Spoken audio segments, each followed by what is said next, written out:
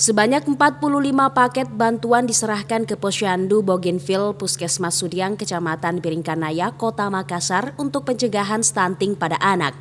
Ketua Ikatan Istri BUMN Korwil Dini Darmawan Prasojo mengatakan, tujuan program ini merupakan upaya pencegahan stunting sedini mungkin dengan sasaran anak-anak bawah 3 tahun atau batita, ibu hamil, dan ibu menyusui.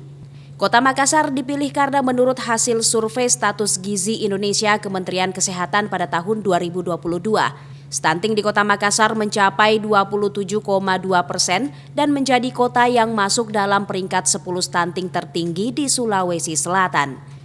Adapun paket bantuan yang diberikan berupa multivitamin anak, susu, biskuit, telur, hingga beras ke keluarga prasejahtera serta memberikan penyuluhan serta pendampingan gizi.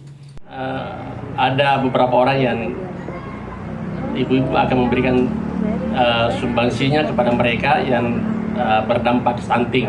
Ya, karena kemarin selama 2 tahun kita terkena dampak COVID, biar bagaimana anak-anak kita dipengaruhi oleh kemampuan orang tuanya.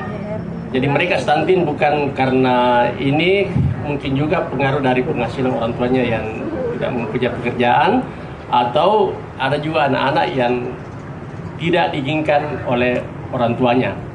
Jadi banyak faktor, jadi bukan saja masalah kesehatan tapi multifaktor.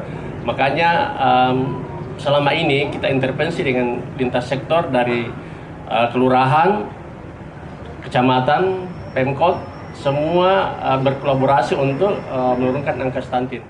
Setelah Kota Makassar menyerahkan bantuan paket cegah stunting bagi ibu hamil dan menyusui, juga akan dilakukan di Kabupaten Mamuju, Sulawesi Barat, karena menjadi wilayah peringkat 2 stunting tertinggi di Indonesia dengan capaian 33,8%. Mulyadi, Fajar TV dan Fajar Radio melaporkan.